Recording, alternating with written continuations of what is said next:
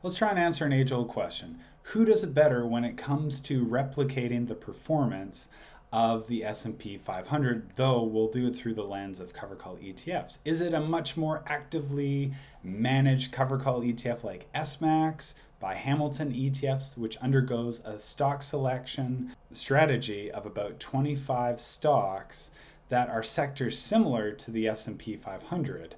Or is it a true index style strategy, a very plain vanilla strategy of investing 100% in all 500 companies with a cover call overlay on top of it? So less actively managed, much more passive in nature, index style strategy versus a stock selection strategy of the S&P 500. So let's find out who did it better. So the first fund we're going to look at is SMAX, the Hamilton US Equity Yield Maximizer ETF. This is the fund that takes the active management position, or at least the highly active management position. A really interesting fund for its strategy. It's really a one of a kind, at least here in Canada, which undergoes a stock selection process that is for blue chip US equity exposure with a sector mix similar to the S&P 500, managed by Nick Picard with 25 years of experience. You can often find Nick doing interviews with people like Adriano on passive income investing. If you're someone who's interested in getting into SMAX or is into SMAX, but you want to hear from someone who actually manages the fund, those are some interviews that you can find some really amazing nuggets with. This fund has no leverage. It allows for modest long-term growth, or has modest long-term growth potential. We'll get into performance in a little bit here through the CoveredCall ETF AllStar tracker, where we can actually compare SMAX, USCC, and the actual S&P 500. All that. But let's kind of get into the strategy a little bit. What makes SMAX different from, say, everybody else? Many CoveredCall ETFs write options out of the money. SMAX is able to provide higher monthly income by writing at the money options, which offer significant higher premiums. So if you're not really familiar with the lingo around options, the easiest way to think about this is there are three levels of option writing. There is out of the money, at the money, in the money. Out of the money is less premium. Out of the money, or at the money I should say, more premium. In the money, even more premium. So that's probably the easiest way just to think about it. Three layers right there. SMAX writes options on 30% of its holdings, which allows for the portfolio to maintain 70% growth. So this would be another component when it comes to those higher premiums, is if it's out of the money, or let's just say if you have at the money, yes, there's a potential for a higher premium, but then it also relies on how big is that portfolio coverage. If you're going to be writing at the money on 100%, that is tremendous amount of premium. So in this case, it's on 30% of the portfolio, which allows the other 70% to just do whatever the market is doing, or at least in this case, do whatever the at least 7% of the underlying securities are doing. All right, we got the holdings here, which, by the way, we want to know, because it's a stock selection process, well, and because SMAX only has 25 stocks within it, just how similar is it to the S&P 500 if it's not index-based investing in the entire index 500 companies? Well, technology, what do we got here? We got 32.63%, SMAX 32%. Consumer discretionary, or actually, what's the next big one? Financial services at 13.44. Where's financial? 12.7. A little bit off there. But again, what you're gonna, so you go down the list. You guys got eyeballs. You can see the comparison there. Similar but not the same, and that's why you could see that highlight at the top of the investment objective page of SMAX. So let's get into some of the fund details here. The inception date, October 25th, 2023. That's an important date. Why? Because look how much money this fund has amassed in basically a year and a quarter. $619.3 million Well done SMAX and well, I should say well done Hamilton ETFs on that, because this is quite clearly a very popular fund, especially here in Canada. For a fund to amass this much money this quickly, it is on fast track to become a $1 billion fund, I would say, in 2025. I don't know. I can't see how it couldn't be, unless there's some extraneous events in the market. It has a target yield of 10% plus, which, I mean, if you've seen my YouTube channel banner, very first bullet point you'll see is my channel focuses on what? 10% yielding funds. It's currently annualized out to 10.10%, meaning if you took the most current distribution, you times it by 12 months, divide it by the current price, then you'd get 10.10%. Currency hedging. It has none, so that also is going to play into the performance. If you're not as familiar with currency hedging, basically there are going to be funds out there that are currency hedged versus ones that aren't. In this case, because you're buying this ETF in Canadian dollars, but the underlying stocks are in American dollars, basically, because those stocks are growing in value in combination with the US dollar separating itself more so from the Canadian dollar, becoming worth more, you get a boost in performance that way. Whereas if it was currency hedge, you're essentially taking out any currency flow, or you're essentially taking out the performance of currency on either end, on the decline or on the positive, with whatever foreign currency that is being used for those stocks. So in this case, it's just USD. That's really it for fund details. Let's kind of get into the holdings here. So we can see 25 stocks. One thing that is actually really nice about this kind of strategy, which Adriano and Nick Picard talked about in one of their latest interviews, I thought it was a really good tidbit that spoke to why SMAX can have a much higher yield than, say, an index S&P 500 ETF. It was because he was talking about the fact that they can write, there are bigger premiums when you write on individual companies versus an index. So I thought that was a great tidbit. Also, so the yield can be higher when it's a stock selection process, but the performance can be also a lot higher too. That just naturally comes with any sort of consolidation of funds. If you get 500 funds, right, it's going to be more like a rolling hill on either end when it comes to performance on the upside or the downside, more like a rolling hill. You concentrate that down to 25 funds. You're starting to see more peaks and valleys, more sharp, jagged edges up or down either way. If you got this thing down to just one stock, then you'd have the maximum potential performance. It doesn't mean it's going to be, that's always better. It could, because it's not, but it just means that the potential is essentially there. So that really kind of, in a nutshell, wraps up SMAX. Now we will, like I said, we will get to the performance aspect after we talk about USCC, which again takes on a whole different approach. Instead of being hyperactive when it comes to its strategy, it is much more passive in nature. But again, every covered call ETF is going to have an element of active management with it. So USCC, unlike SMAX, invests in 500 companies in the S&P 500. It is trying to track that index. But some of the details that we can look at here, I think, make it a little bit striking against SMAX, which is net asset value, $244 million as a comparison to SMAX at 619. But look at its inception date, 2011. This fund's been around for what, 13 and a quarter years, and it is not quite, but right, we're just going to say it's 3 times smaller than, 2.5 times smaller than SMAX. which is incredible to go to show the popularity of one, SMAX being obviously newer fund. The AUM seems to be a reflection of encouragement, or at least a vote of confidence in that stock selection. And you're going to see that in the performance once we get to, I'm quite excited to get to that in a little bit here.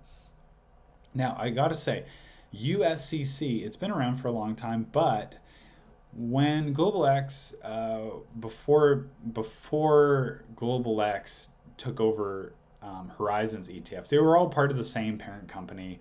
So Horizon's ETFs came out with USCC. Back then, I believe USCC had variable distributions. It did the exact same thing. It just tracked the S&P 500. But again, variable distributions, it stabilized them, which again, I think funds that focus more on what they already have versus just pump out new stuff and try to make funds that already exist better. I really appreciate that. I don't necessarily think we just need more stuff everywhere all the time. Look at funds you already have. How can they be improved? USCC is a great example of this, of one of the few funds out there that for an older fund has changed its formula to become a stable distribution. Now, what else can we look at here?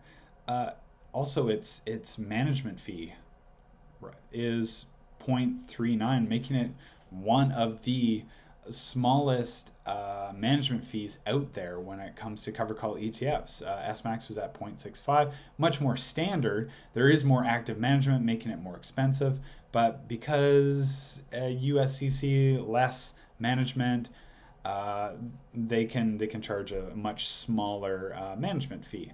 Now you do have the MER, the management expense ratio. Some people might not understand the differences between the two.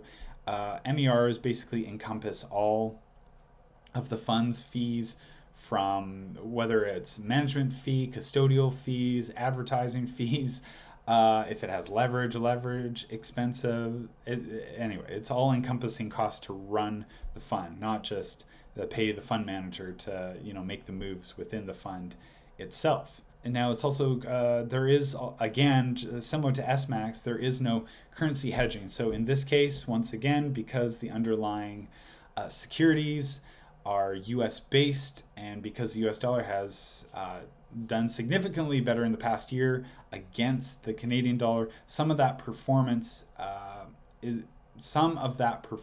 is also going to be due to the fact that the US dollar has done so much better than the Canadian dollar. Now, one nice thing, again, I also like about Global X is they make their call writing public. The portfolio investment matrix percentage written on by the end of the portfolio this month. So for USCC, they undergo a strategy where they write up to 50% of the portfolio. It doesn't mean that they have to.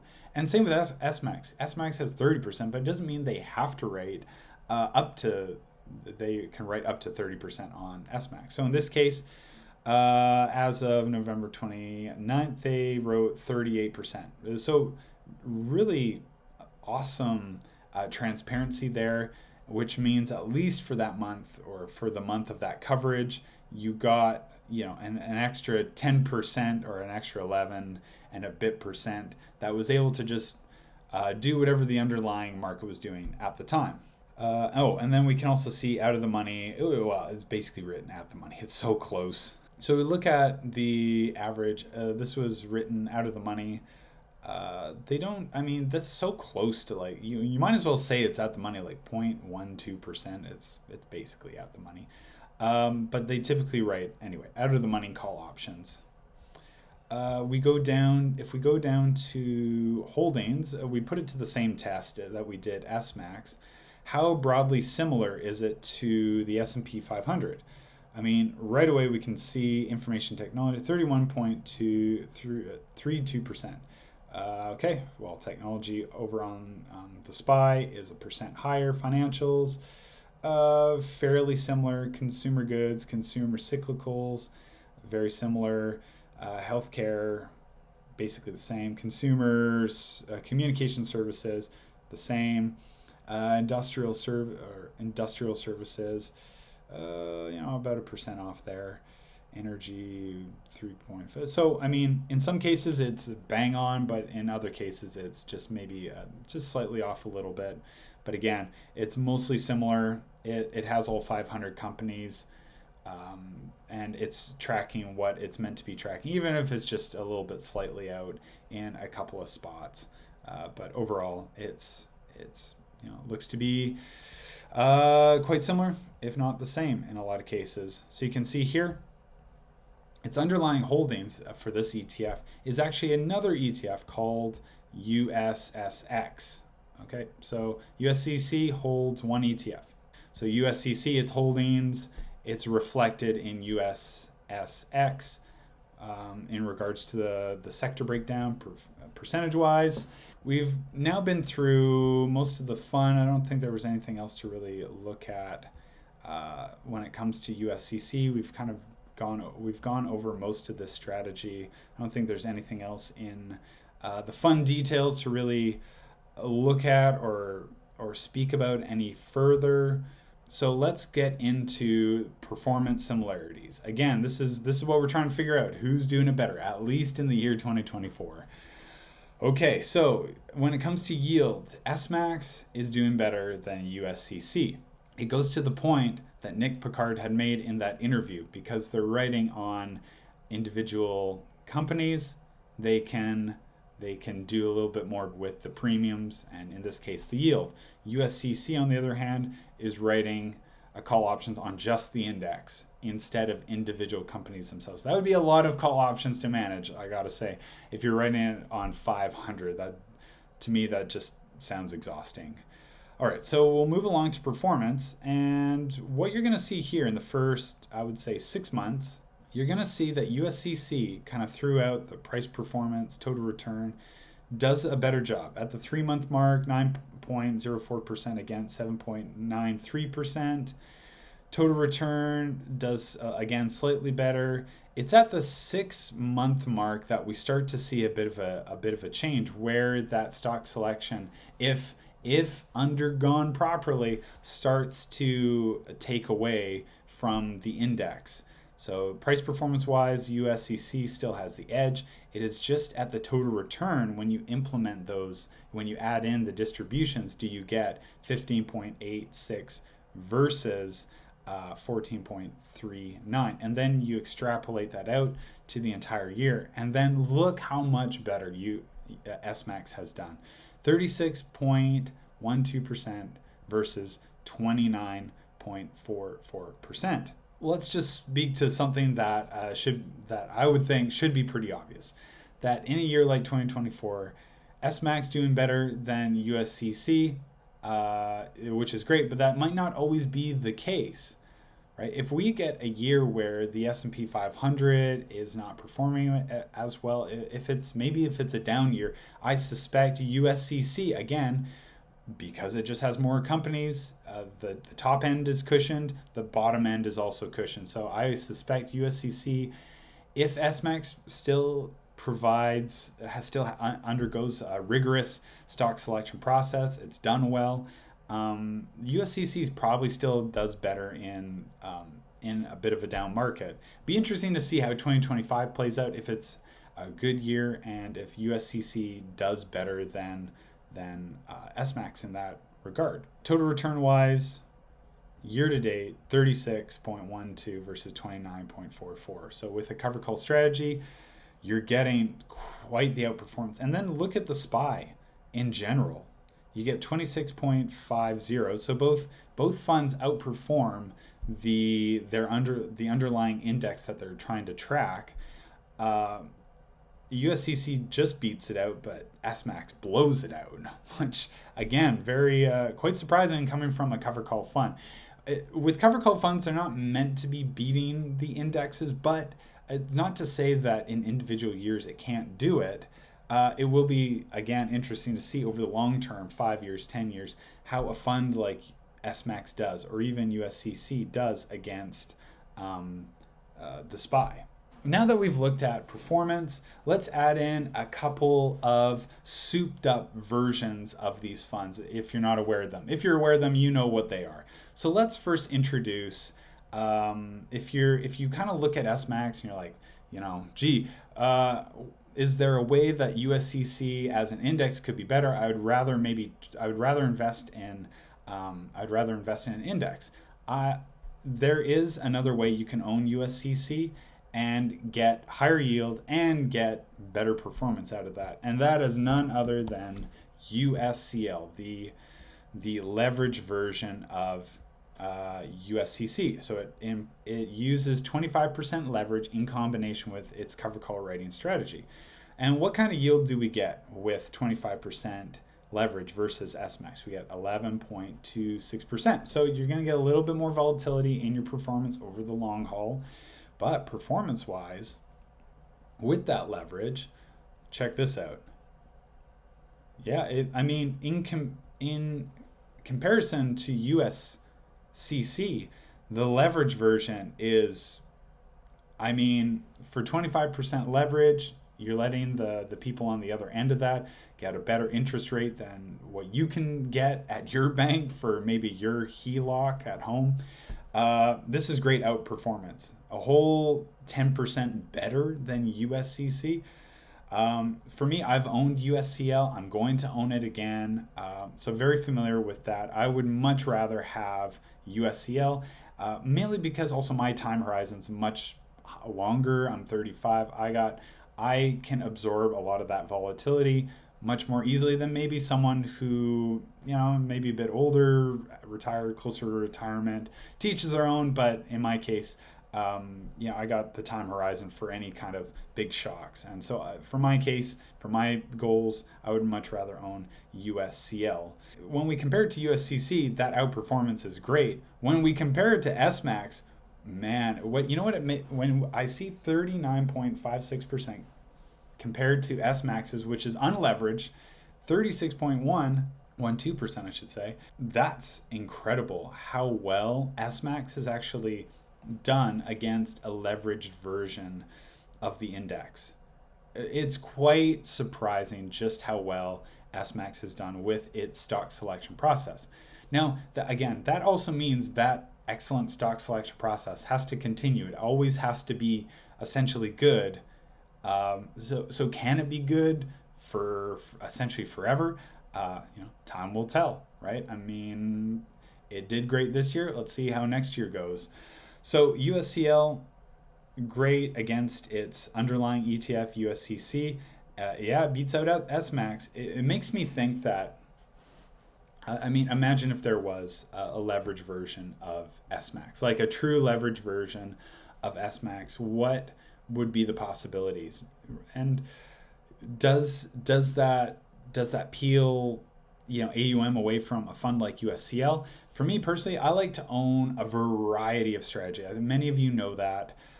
So I like owning all-in-ones and indexes and basically anything that the market has to offer that I think I can benefit from, that will probably most likely have the good and the bad with it. That's just more for me. I like the diversification of fund managers and strategies. So the closest thing SMAX can get to a souped up version is HYLD. So it's not a true SMAX version. It does have leverage, HYLD, and it's an all-in-one fund, meaning it holds other ETFs. So it does hold SMAX. It holds about 66% SMAX. It does have the highest yield of all of these ETFs, which again, it's an all-in-one based on stock selection strategies of the underlying ETFs. But then when it comes to performance, you can see that its performance drags against all the other ones. You got a year-to-date return of 27.38%. It does beat out the SPY. So again, another fund. Congrats to Hamilton with, again, two funds that beat out the S&P500. And really, again, putting cover calls in this different kind of conversation that, look, maybe in certain kinds of years they can outperform. In the long term, that is yet to be seen how these sorts of funds will do. But HYLD, a bit of a drag on performance. Remember how I was talking about currency kind of plays a bit into the performance. Well, HYLD is hedged, meaning it just takes out the volatility of currency right out of the equation. So whether the US dollar strengthens or it weakens against the Canadian dollar, you're not going to see that. The HYLD's performance is just strictly on how well the underlying ETFs actually perform minus the currency. So you lose a bit of performance in the currency. And I mean, do you really lose that much though? That's the thing. Because SMAX and QMAX make up the vast majority of these of HYLD, it does have some other underlying ETFs, but in my opinion, not enough to really to drag it down so much farther down below USCL and all these other ETFs. So, you know, for a while this year, I had noticed HYLD was one of the, it was like basically a top performer against many of these other ones. But towards the end of the year here, it's kind of settled into this position here. Still, for an all-in-one, it's probably the best performer of all the other all-in-ones out there. HDIV, HDIF, BMAX. It is the best performer of all of those strategies, mainly because, again, of the stock selection process. Can't say that enough when it comes to that. So at any rate, all these funds, they beat out the S&P 500, mainly the SPY. And also, by the way, we're looking at the CoveredCall ETF AllStar tracker. If you're interested in picking this up for yourself, just head to the description below, and there will be a link to my Patreon, and you can try it out for as little as $5, or you can get the full tracker for $13. It's got a ton of great stuff in it.